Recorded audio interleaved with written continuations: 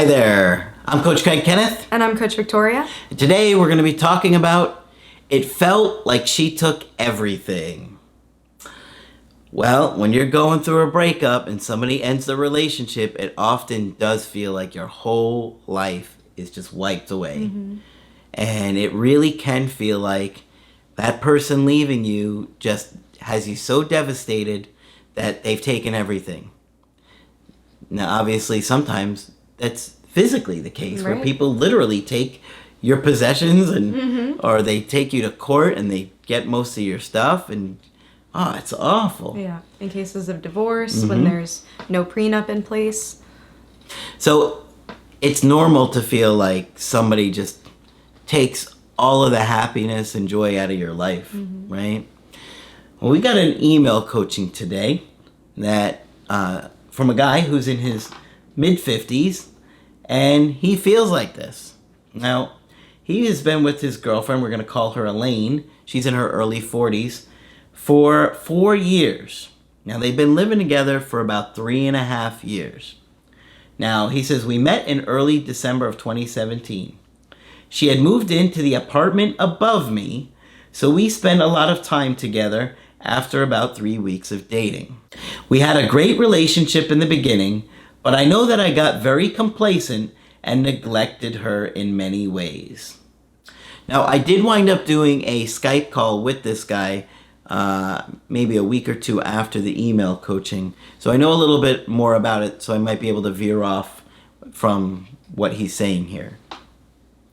She told me several times that I stopped taking care of her. I now realize that she meant emotionally. I wasn't there for her, but I thought I was. I was very selfish. I have come to realize and didn't give to her in the ways she needed me to. I also learned that I have an insecure, anxious attachment style, where I believe Elaine is the avoidant because of what she went through as a child. Her father left her when she was in her teens and was very abusive to her mother. He has no contact with her whatsoever. Okay, so she grew up in a home where there was abuse, and she saw abuse. It would be very hard to trust somebody, right? And so she might see your neglect and pull away, right? She's feeling like he's not giving me what I'm needing. I can't trust this guy, and pulls back. And it must also be difficult living in such close proximity with a partner, them being just above you, and very early on in the relationship, it can be hard to find that balance of togetherness versus space. Absolutely.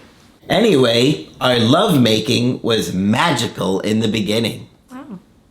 How nice. She made me wait till about a month of dating. Boy, I don't know how you survived that long. A whole month? Obviously, that's not a very long time. A whole month. That's the way it feels, though, right? She wasn't very sexual, but then I feel like I didn't open her up as much as I should have. I just assumed she was just as into me as I was her. So Elaine moved out in March of this year. I really tried to make her stay a few days before, but she said no and bawled her eyes out, saying how sorry she was. We both cried our eyes out. Within a day, after 3 days, after she left, she reached out to me asking me something about the internet bill. So it sounds like he's wondering already, was this an indirect direct? Well, it's 3 days after? I don't think so. She's trying to find out about a bill, right? The following weekend, she texted me and said she was having problems with her situation where she moved and was going to start looking for another place. She rented a room from her male friend of 25 years. He's a much older man than she is by over 20 years. I'm completely fine with her living there. Like he has a choice, right? Yeah. I mean, it doesn't matter if you're fine or not. I mean, if somebody moves out. And it also sounds like she might have been in, I don't know if it was a financially difficult situation or if it was something else practical. It sounded like she needed a place to stay and this person offered it. Yep. Anyway, she came out and asked me if she were to come back, what would change? It's a great question. That is a great question and really insightful. You don't hear exes say that very often. But it would be great if they did. Yeah. Mm-hmm. Because then you could really hear what they have to say as well. Mm-hmm. Because a lot of times we think it's about our agenda, but we really need to know what they want different. Mm-hmm. So sometimes you guys get so focused on, I'm changing this, I'm changing that, but those aren't the things they really want you to change. Mm-hmm. Yeah, and I think what she's asking with this question is, do you understand what I felt throughout the relationship? That's what I'm getting. Do you understand how neglected I was? Do you understand how there were times where you weren't there for me? And I think your response to that question could have been a make or break it type of situation. Yeah, for sure. And if he guessed wrong or he interpreted wrong what was bothering her, that could have been the thing that's like, see, he doesn't get it. Yeah. I said that I would appreciate her more and start to treat her like she wanted to be treated. Of course, I never heard a response back either way. So it sounds like he maybe didn't say what she was hoping to hear. It's possible. And it's also possible that she's still upset. It's a possibility that no matter what he said, she still would have some resentment. Yeah. And it would take time for her to process some of that. But the contact from her only continued on about every 2 weeks. It will usually be something along the lines of her mail at my house because it was still coming there and she had never changed her address, as well as taking a few things that she had left behind that she said she would come get once she cleaned out her storage unit. One time, she asked me if she could bring one of the plants. We had tried growing it in the back of my house because her friend didn't appreciate the plant in the house. I told her she could just give it to someone else because I didn't want it at my house either. And I had a few seeds left over that I wasn't going to use either. She asked me if I would give her the seeds so when she was able to grow them somewhere else that she could. But I jokingly said that I would only give them to a girlfriend. It sounds passive-aggressive. A little bit like teasing, and she might not be in the place where she's ready to receive that. Yeah, she is not. I knew the second I saw that. I'm like, this is not going to go well. Yeah. Here we go. She got really pissed at me and said that I never do anything without wanting for something in return. And she told me, F you. Eek. I explained I was only joking, but I guess she didn't believe me. And I told him in the email coaching, I didn't believe you either. Because it wasn't authentic. He wasn't joking. Yeah. He was like trying to manipulate. There's like a manipulation behind that. He should have just said, you want them? Take them. Yeah. That would have made her happy. Great, thank you. So the bi-monthly reaching out went on for a little, while longer than a good month went by, and I hadn't heard from her, and she texted me one night that the power was out in the whole county. This was during the summer, and she asked me if I had power. Guys, please, don't kill me with run-on sentences. This guy is killing me. He's killing Coach Craig's voice. Do you hear my voice? It was perfectly fine before this run-on sentence. I answered her and told her that I did have power. And she texted back and said that she may have to bring the dog over because there was no air conditioning in the house and she's worried about the dog overheating.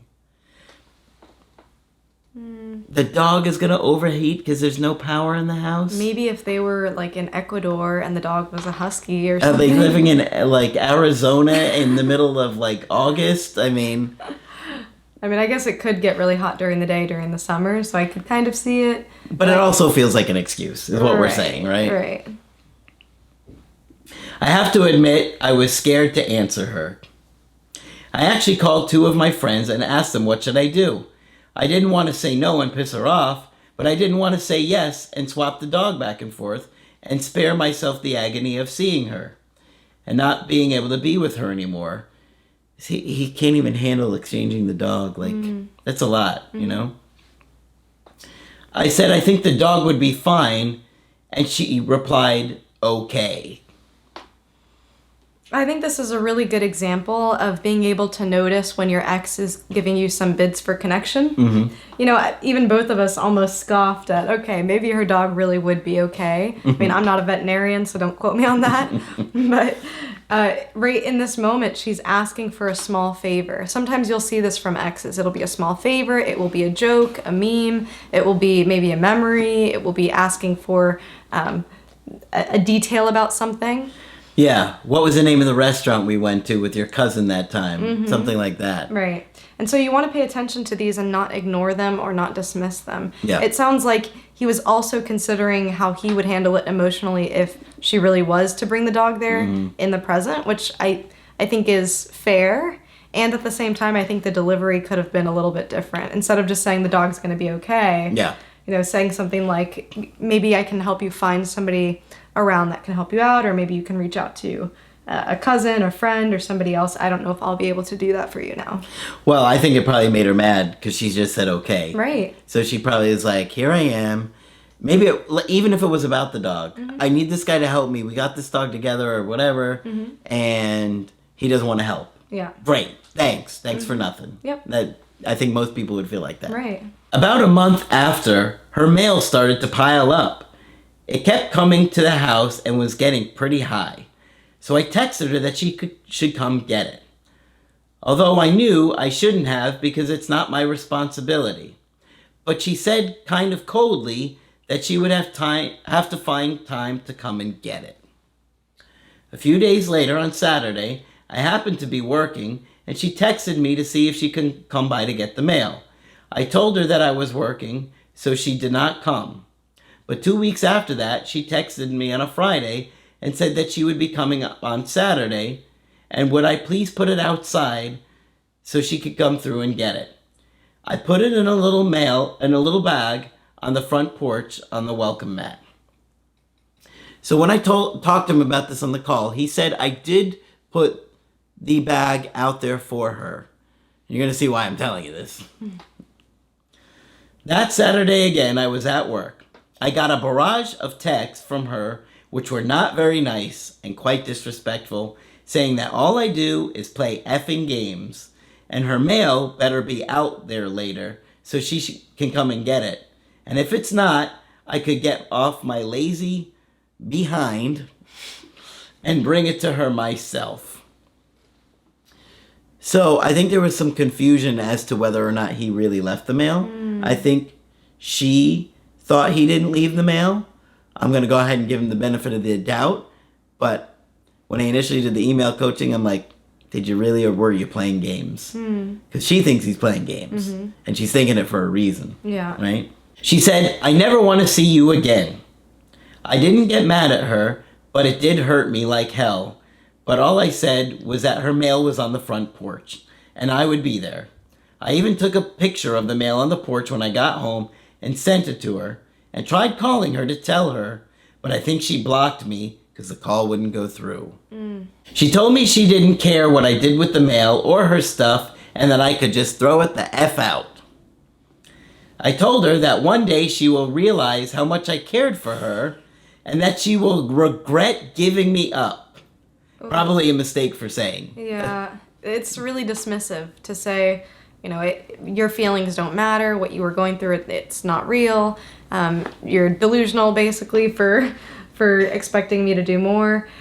I can see why you said that. It sounded like she was mad and you wanted to defend yourself. You wanted to say, listen, I tried. And for a lot of people who have insecure attachment styles, you really are trying in relationships, and it can be really painful to think, wow, was the love that I was giving not enough? And that can be really hurtful. When somebody that you cared so much about says something like, I never want to see you again. I understand that. And at the same time, This is really where your emotional self-control is tested. Yeah, that's a great point. He goes on to say that about 6 weeks ago, she texted me to say that there was a piece of mail in that pile that she really needed for her mom's estate, and that she'd be off on Friday to please leave it outside, along with some of her other stuff. After saying, okay, I will, I haven't heard from her since, and it's going on 2 months already since last contact.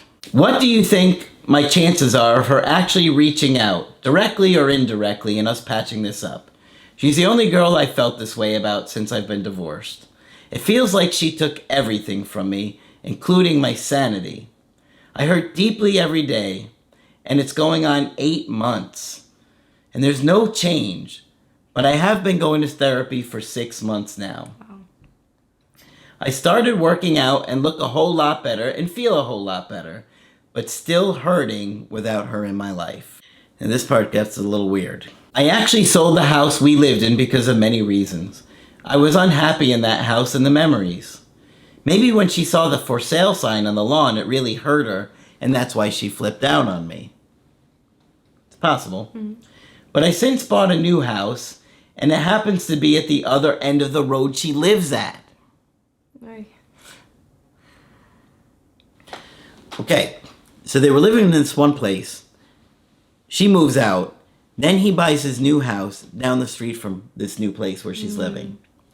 Now, I asked him about this on the call. He said he had looked at other places, but the house that he got was really the dream house. It had nothing to do with her. I believed it, but it does look fishy. Yeah, I could see that. And also, depending on what the neighborhood is like, what the community is like, if it is a smaller community, it does make sense that you would end up buying a house in that proximity, given the benefit of the doubt. Yeah, I do think it was about the house and not her, but there's a lot of situations where it would look really bad. Right, and how will she take that? Is she taking that as this person stalking me? I don't know if she understands really what's going on. Yeah. She knows where I moved, but I haven't heard from her at all. Do you think she will come back? Okay, now like I told you guys, he had done a Skype call with me, and so I know some other things that were going on that he didn't mention in this email. And one of the big ones is that they hadn't been intimate in over 2 years.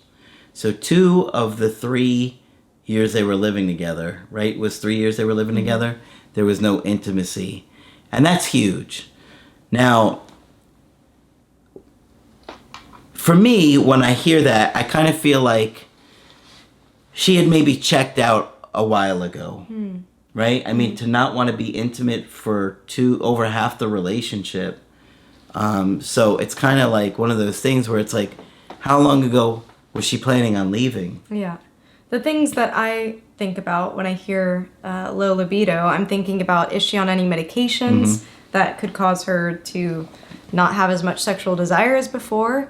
I also think, is she struggling with any mental health issues that are interfering with her ability to be sexual? Depression can do that. Anxiety can do that. So that's where my mind goes. So this is a tough situation because you wonder how strong the connection was. It sounded like initially it was strong. Oh, and another thing that was huge for this situation is he was addicted to painkillers. And so a lot of the relationship, he was secretly hiding his addiction. And so that was keeping him disconnected for her, I'm sure, most of the time. And probably in a lot of ways living a double life. Wow. Yeah. I know his work schedule was really tough because he had to get up really early in the morning, drive like an hour to work. Then he had a long day. Then he had a long drive home. So it was really killing him to have a day like that. And I know he's going to switch that up because it's really taken over his life. So that's a great thing that's coming out of this, regardless what happens with her. But, I think you got to find out if she comes back, will she want to have an intimate relationship with you? I think you need to kind of address that fairly soon to talking again, right? Because why go back to that dynamic where it didn't seem like you guys were really connecting or bonding? And at this point in the relationship, it's been quite some years. It sounds like there's a lot of resentment that's built up between the two of you, and it's even gotten to the point where it's contemptuous. She's saying things to you like F you, I never want to see you again. This is a high level of emotion, and this is not just coming out of one instance. This is not just about the male. This is about all those tiny little instances over the years that have built up, and now this is the manifestation of it, the outcome of it. And so for you, I can see that this dynamic is playing out as she's angry, you're defensive. And with that type of dynamic, it's a roadblock. You can't get anywhere. So this is where empathy is really important. Being able to reflect back her feelings. Wow, I can see that you're really upset. Let's talk about it. Let's work through this. I want to understand. She might not even be ready for that type of a conversation. So I say that because time is on your side. You can learn all of these skills with how to manage these conflict conversations. There's plenty of material out there in the world about handling difficult conversations, nonviolent communication. So I would really drive into those as much as you can before even thinking about initiating contact with her.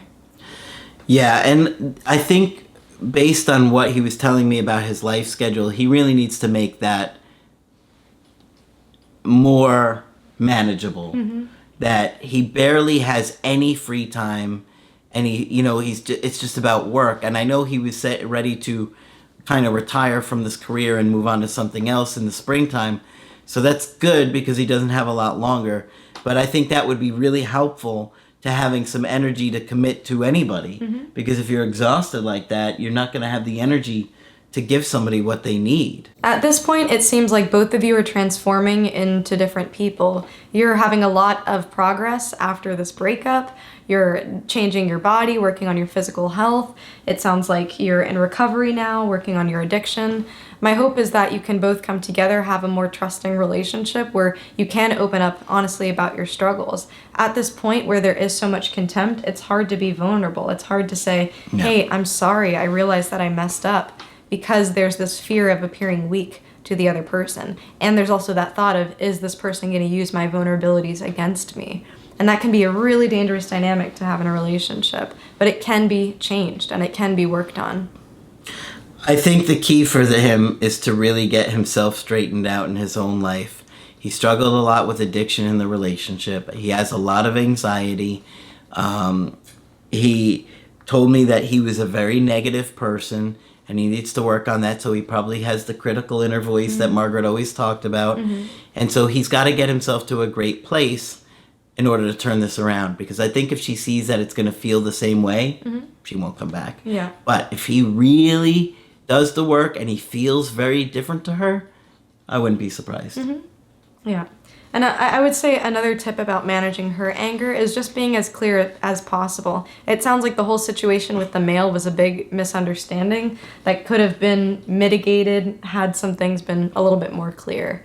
So just thinking about that as far as future interactions, it sounds like she might reach out again for the mail, for that piece of mail that she was missing. Mm-hmm. Just be very delicate with that interaction, be very polite, be very cordial, and be very clear. All good points. Mm-hmm. It's a tough situation, but he's starting to turn himself around, and that's a really positive sign. Let's see what she does. Allow her to reach out to you when she's ready, okay? So hopefully you guys found this helpful, and of course, if you want to get our help personally, you can do it on my website, askcraig.net. I do email coaching and I do Skype, and of course, Coach Victoria is also available for Skype coaching. I'm here if you need to talk. But that's it for this video. I'm Coach Craig Kenneth. And I'm Coach Victoria. And we will talk with you soon.